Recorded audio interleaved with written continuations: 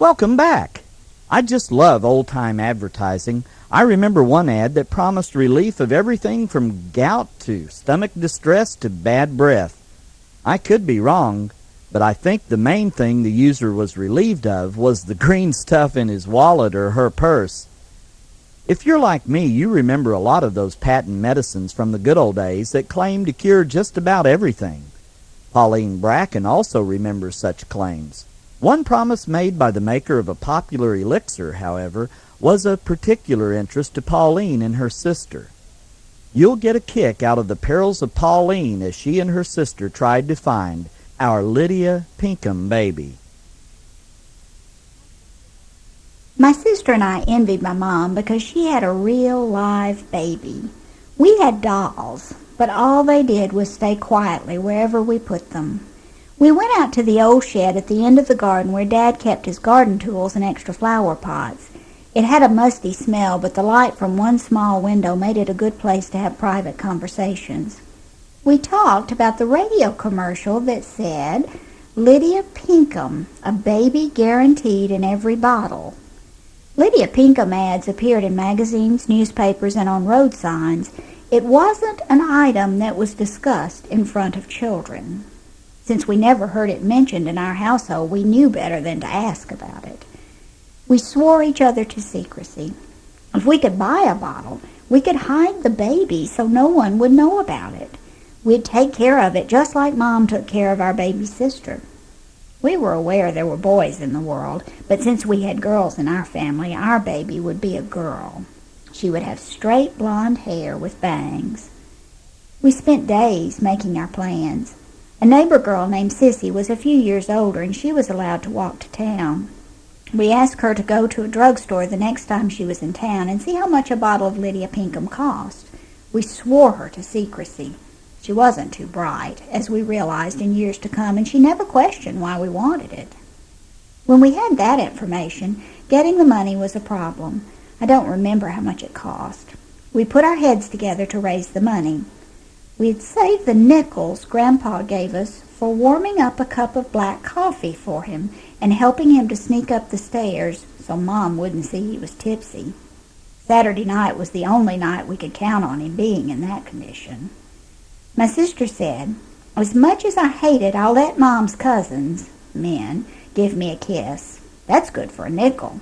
We begged Mom to take us to visit them. She enjoyed the visit too, so she never questioned our motives. One Saturday night, Grandpa gave us each a penny. He didn't have a nickel. That was a real setback. When we finally had enough money, we gave it to Sissy and asked her to buy our Lydia Pinkham for us. We were so excited we couldn't sleep that night. We cautioned her to give it to us in the shed. Again, she never questioned us. In the meantime, we helped ourselves to an old dish towel. We tore it into pieces for baby blankets and diapers. Getting safety pins wasn't a problem. We hated milk, but we were forced to drink it. We stashed an old jelly jar in the shed. We decided that we'd hold the last swallow in our mouths, run out to the shed, and spit it into the jelly jar. Refrigeration never entered our minds. Our plans were perfected. A few days later, Sissy came over with our Lydia Pinkham. Our hearts pounded. We ran to the shed. We decided to dump the bottle into a flower pot. It never entered our minds that it had a hole in the bottom. We didn't want the baby to get hurt, so we mooched Mom's strainer from the kitchen. We carefully held it over the flower pot and poured the contents of the bottle into the strainer. No baby. We both cried our eyes out. Finally, my sister said, "Jippers." We couldn't get our money back, because who could we tell? When I was about 15 years old, I asked Dad what Lydia Pinkham was, trying to be nonchalant. He always answered our questions, geared to what he felt was our mental capacity and on a need-to-know basis. He said it was an elixir of probable vitamins. Then I asked, what about the baby that was supposed to be in every bottle? Dad said, that was a lot of hooey. Desperate women bought it, drank it, and made the company rich who manufactured it. End of conversation.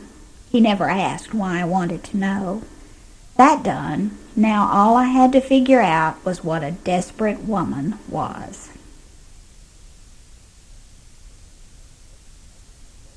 Every mother had a rolling pin. Mine did. Yours probably did, too. My sister and I dismayed Mama one time by playing in the mud with her rolling pin. We had taken the step beyond mud pies and were working our way up to mud biscuits when we were discovered. I was afraid she might use that rolling pin on us, but she settled on a switch for the seat of the pants instead. J.B. Cearley remembers his mother's old rolling pin and its many uses. Go back with J.B. as he memorializes that old rolling pin. It was a tool of many uses, my mother's badly worn old rolling pin. She used it many different ways in cooking, as a hammer in an emergency, and once or twice as a defensive weapon. It served its purpose well. My two brothers and I had hoofed it 3 miles from New Lynn School one hot afternoon, tired and hungry. We hurried into the house, deposited our books, and ran to the old Hoosier cabinet in the kitchen. After a thorough search of the cabinet, we turned away, downhearted and empty-handed. I looked at Mother as I said, "We're hungry." "Supper will be ready about 6:30, she replied. I tried to look totally famished as I said, "We didn't have much lunch. Those peanut butter and jelly sandwiches played out too quickly for active boys. I won't have any cocoa until we go to town Saturday. The only thing I could cook for you boys is some tea cakes." We all spoke at once. "That'll be just great. Just hurry." We hurried into the bedroom to change into our working clothes so we could tend to the evening chores, gathering eggs and putting out feed and water for the hens, feeding and watering the hogs, feeding and milking the cows and running milk through the cream separator, and putting out feed for the horses Dad was using to plow the field. As I returned to the kitchen, Mother was busy mixing the ingredients for the tea cakes. She had the dough thoroughly mixed in the big wooden bowl. Then she dumped it onto the dough board, got the rolling pin, wiped dry flour over it, and began rolling the dough. She rolled it in one direction, then turned the dough board so she could roll the dough in the opposite direction. When she had rolled the dough about 1/8 of an inch thick, she used a tin biscuit cutter to cut the tea cake dough. These cakes were often called sugar cookies, if they were sprinkled with sugar after baking. We boys hurried out to tend to the chores. We gathered the eggs and put out water and feed for the hens. Then we carried feed from the barn and poured it into the long trough for the hogs. We also carried water from the stock trough and poured it into the deep water trough for the hogs. About that time, Mother called from the east porch, "Hot tea cakes for hungry boys." We ran to the house, dropped into our chairs at the table, and began feasting on delicious vanilla-flavored tea cakes. Still warm, they were the best-tasting goodies a boy ever sank his teeth into. "No more than 4 tea cakes apiece," Mother admonished. "I want you boys hungry for supper." After feasting on our allotted 4 cookies, we returned to our chores, feeding and milking the 8 Jersey cows and running the milk through the separator. Then we put out ground grain and bundled feed for the workhorses. Mother was again using her rolling pin to spread the dough for our supper biscuits. I watched her use the rolling pin until she had the dough rolled about a 1/2 inch thick. I marveled at the way she used that rolling pin to perfection. She could not cook many things unless she used that old hardwood rolling pin. On Saturday, we loaded our can of cream and the box of eggs to drive to the county seat, where we could sell our produce and buy staple items. On Sunday morning, Mother took some of the dried apricots she had purchased and cut them into tiny pieces, then prepared some cake dough.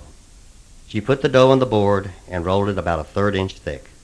With a knife, Mother cut the dough into 3-inch squares.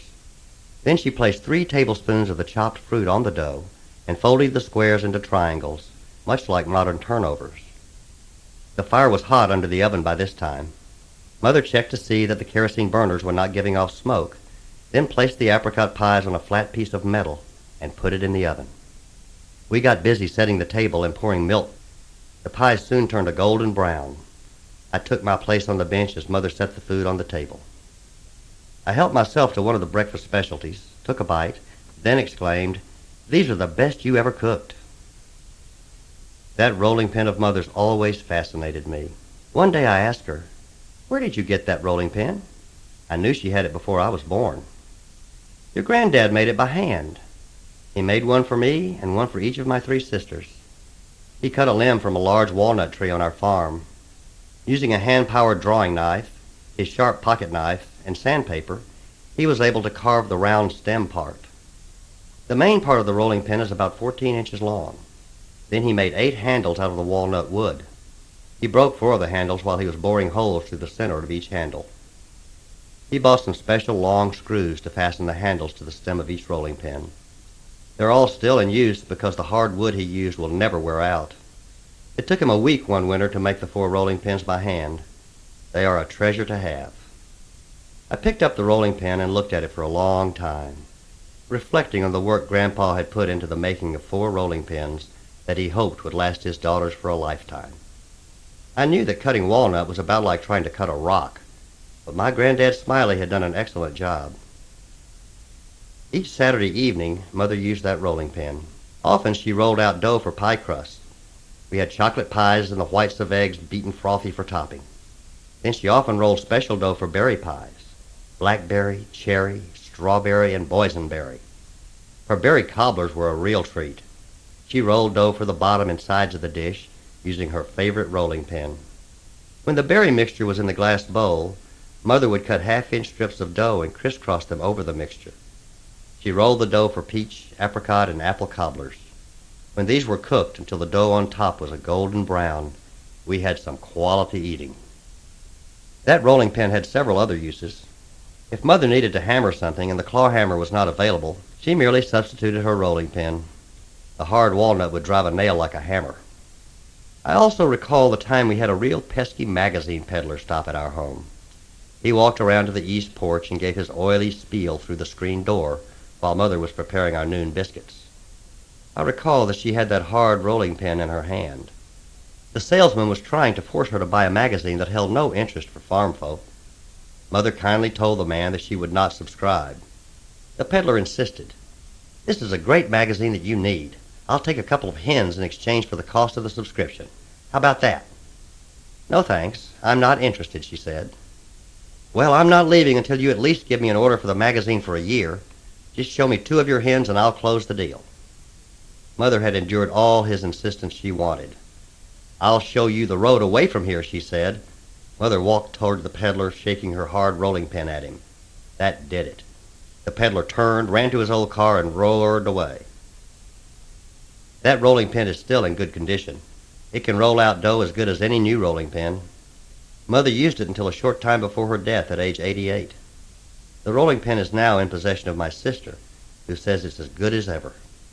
I suppose that walnut rolling pin will still be rolling at the end of time.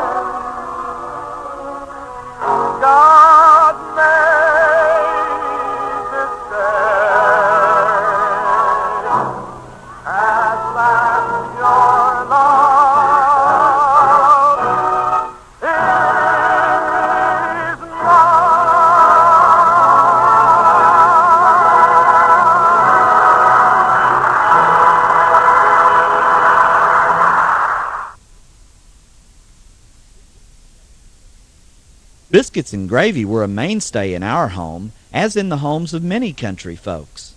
It seemed that every morning I awoke to the smell of fresh brewing coffee, bacon sizzling on the griddle, and biscuits in the oven. Mama used the bacon drippings to make red-eye gravy to go with the eggs and biscuits. Slathering on fresh churned butter and homemade preserves, I knew that just those biscuits and that gravy would be enough to see me through to lunch, even without the rest of Mama's cooking.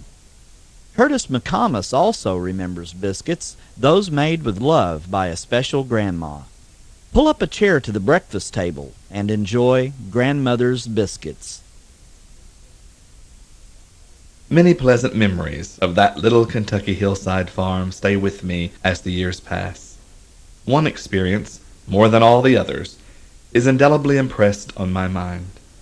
The cozy atmosphere of my grandmother's kitchen, the aroma of hickory wood burning in the old cast-iron cook stove, and the family gathering around the breakfast table are part of my treasured thoughts of those early morning get-togethers. Arising in the morning was my biggest problem. It wasn't so bad in the summertime, but those cold winter mornings were something else. I can still feel the shock when my bare feet first touched the icy floor. Even the crackling and snapping of the newly kindled fire in the fireplace offered little comfort. I knew it would take a long time to remove the chill from the rooms and melt the ice on the frosted windows. I shivered as I dressed, and could feel the goose pimples on my skin as I braved the weather on my way to do the morning chores. While I hurried to feed the stock and milk the cows, more to keep warm than for the love of the job, one comforting thought was a real lifesaver. I knew that in half an hour or so, breakfast would be ready. My grandmother baked the most beautiful, round, crusty, delicious biscuits. They simply melted in your mouth. And there was also the brown, crisp, lean country ham and red-eye gravy, which I always dipped over the hashed brown potatoes. Home-churned butter and sorghum rounded out the most complete and satisfying meal I have ever eaten. Sometimes I felt a little ashamed of the amount of food I consumed. Granddad's quips didn't help matters either. He would say, "Kurt doesn't eat to live, he lives to eat." But Grandmother always took my part.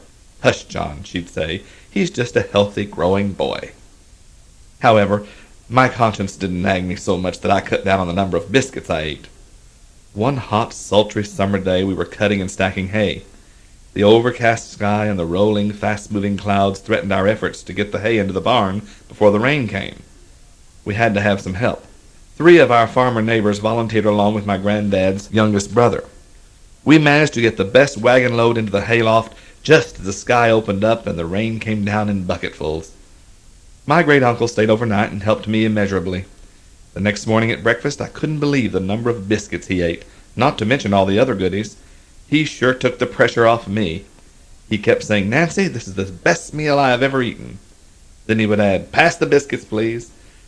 I helped on the farm for the next several years during my summer vacations, holidays, and days off from school. After his brother's exhibition in hailing Grandmother's biscuits, Granddad never ribbed me again about my big appetite. Since then, I have traveled all over the world and have eaten at many, many restaurants, but I have never found any food so delicious and satisfying as I enjoyed at breakfast on the farm of my grandmother's kitchen. Crocs were also an important part of the good old days in the kitchen. Dorothy Carter Steiner shares her memories of all the ways you could use the country crock. One day, as I moved my earthenware crock with the red wing insignia painted on the side, I realized I held a possession that no longer represents daily chores. I bought my crock at an auction, but I don't really need it. Now it holds magazines. My parents and grandparents needed stoneware crocks of all sizes all year round. After one use, they were scoured out and used for something else. I can still hear the rasping knife as Mother sharpened it on the rim of the big crock in which she stored a week's supply of home-baked bread. Waxed paper was a luxury in those Depression days, so she wrapped individual loaves in dish towels. A wide board covered the top of the crock, and that board doubled as a cutting board. Hot, humid days meant the bread had to be watched closely. Blue-green mold sometimes appeared on the crust, but Mother carefully carved that away. The gray-white crocks, pots, jugs, and jars kept a variety of foods preserved. Small crocks held butter, fresh churned and decorated with a design pressed on the top with a wooden mold. Even the butter churn was a crock. The crockery lid had a hole in the center through which a long wooden handle protruded. A luckless child with nothing to do soon found herself with the disagreeable task of stomping that dasher up and down endlessly. She watched hopefully for specks of butter floating in the cream. The cream used for the churning was stored in another crock and kept cool in a musty-smelling earthen cellar. Grandma cooked without recipes, using a pinch of this and a dab of that. She scooped into the salt crock with her thumb and 2 fingers for the right amount of salt to flick over a roast. A special crock behind the wood-burning stove held the everlasting sourdough she used instead of yeast for rolls, pancakes, and the weekly batch of bread. She just had to remember to save out a pint or so of the starter to use for the next baking. Into the rest she added ingredients for bread or pancakes. Those pancakes were delicious, a real comfort food. She cooked them on a big iron griddle. Before she ladled on the batter, she swished some grease around on the hot griddle. She used a fork with a rag wound round the tines to dip into the grease, from the grease crock, of course. After 30 years of keeping that batch of sourdough going, one day Grandma lost it, and it peeved her to have to start a new batch. Either it got too cold and gave up the ghost, or she forgot to save out some of the dough. Mother used a yellow crockery bowl with a blue stripe around it to mix up a cake. She energetically creamed butter and sugar, mashing it together into a smooth mass with a wooden spoon.